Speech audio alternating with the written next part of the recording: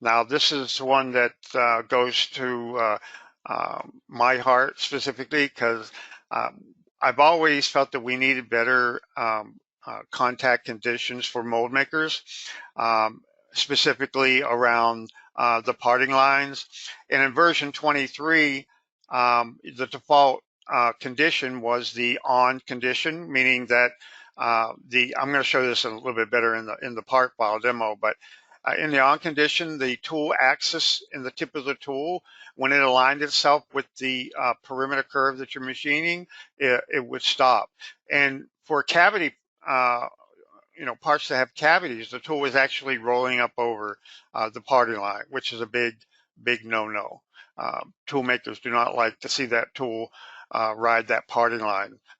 So in 24, we added a new condition called the contact. So whenever the tip, for example, if you're using a ball mill, whenever the machining ball of the tool makes contact with that perimeter edge of the surface, it stops. And then starts going, in the reverse direction or where it's supposed to go, opposite that direction. So just if you look in these simulations, you'll see that down below in previous versions, the tool was riding up on the parting line and actually messing up the parting line. And you would see that in your actual molded parts, which is not good. So on top, we see the 2024 contact condition, nice, clean cut around the parting line. Previously, in order to get that, we actually added masking surfaces or guide surfaces to help guide the tool past the parting line. Now you don't have to do that for a specific set of cavities. Tool contact condition. So what I've got here, I got two identical cavities, okay? And I've got operations up here. In previous versions, if you wanted to machine this cavity, the default position for the tool was the on condition, whether you used the containment regions tab or the part surfaces tab, the default was on. You only had on, to, and past. Well, what happens with that is you didn't have any options to control that tool at the actual parting line. So in this case, when I do the simulation, you'll see it, the tool starts actually ramping up over the parting line, which is pretty bad. So in we've added a new condition called contact, where the tool stops when any portion of the machining ball of the tool makes contact with the surface perimeter curve or edge, it will stop. So to get a good idea of that, let's go ahead and simulate this real quick. So I'm going to do simulate this. Sorry about that. Okay, let's change this to mop. Turn the toolpath off. So there's our roughing. Let's go ahead and make some changes here to the stock. Let's turn these off. Let's turn this to that. Click OK. Okay, so there's our horizontal roughing operation. So previously, and this is the first parallel finishing where we just had the default on condition. Okay, and let's go ahead and simulate that. Okay, well that's just to clear it, so that's not the actual cavity. So let's do the cavity here. So this is the default on condition based on the cavity, which is selected as the control geometry, and the perimeter of the cavity is actually the parting line.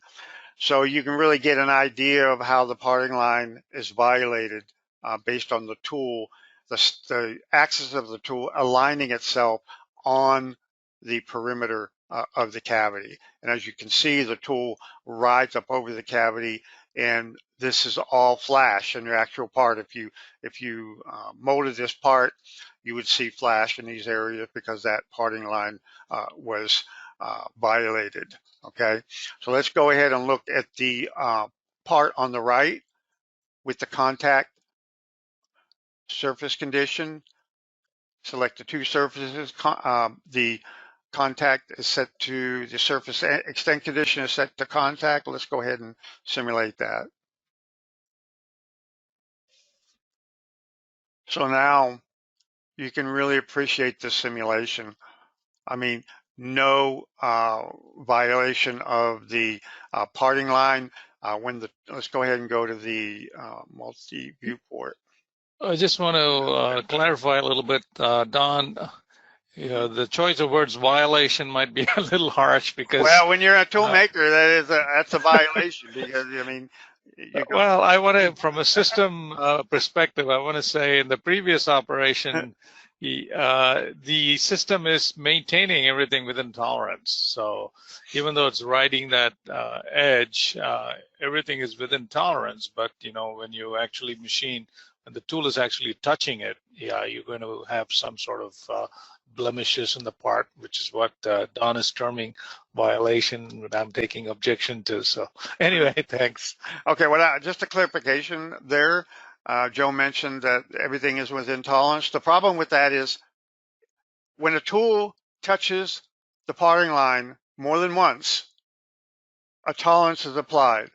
So if you're applying a tolerance when it touches the first time, then you're applying a tolerance that touches the second time. That's a tolerance stack, which can come out to be a violation or undercut or an overcut of the actual parting line.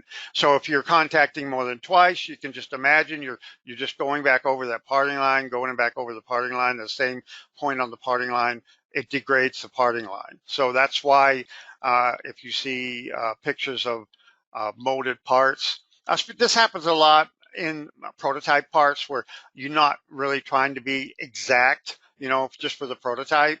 You'll see a lot of flashing, you'll see mismatching of the parting line, and all that's because the tool had its way with the parting line when it cut.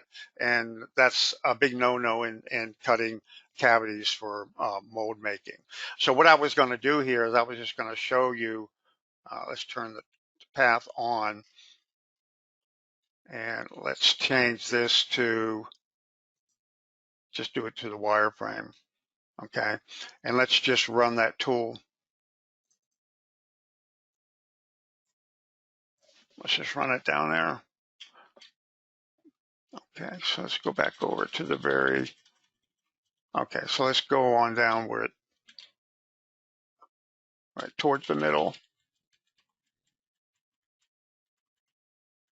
Okay, that's pretty close.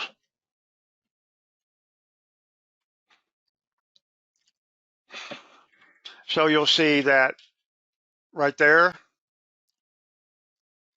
the ball of the tool made contact, or pretty close, made contact to the perimeter of the surface, the actual cavity, and that is the parting line. So once it touches that parting line, the tool stops and reverses in the other direction. That's why you see that it's not really covering all of the cavity, but in fact it is. The path is only calculated based on the tip of the tool, but that entire cavity is being machined very precisely and not you know, going over that parting line back and forth as it was in the on condition. Now, we also have another part lined up for this, which shows this as well. You may have seen this mold cavity. We use that in a lot of different cases to show different things. Well, if you look at this cavity, you have a lot of contoured surfaces in the cavity itself. And with the on condition, you'll see that the tool actually rides all the way up. Let's go to here. You'll see that the tool is riding all the way up. Any of this arc, you see this arcing motion right here? That's where the tool is riding on a specific surface edge. So if we go to the contact condition, you'll see that it doesn't ride. When that tool comes up and it touches that surface perimeter curve, it will stop and then reverse in the other direction. Now in this case, you know, this is not the actual parting line. It's calculated based on the edge of this fillet. But even so, you could, you know, be doing this fillet with a different operation, and this may be a critical area on the mold itself. So you don't want that tool, to constantly ride that edge. So now you have very precise control over the tool at the perimeter of the surface, which is in fact the parting line. So that's, I mean, I don't want to underestimate this enough or overestimate this enough, because this is really a big deal for mold makers. So if you got any mold makers that are watching, you understand how important this is. So let's say we put about 10 minutes on that one. We're having pretty good on time. So if you guys got any questions, go ahead and put them in the questions bar. And it looks like we're going to have time at the end to cover those. So what we're going to do, we're going to talk about another 3-axis enhancement, um, uh, calling it exact Z-level distances.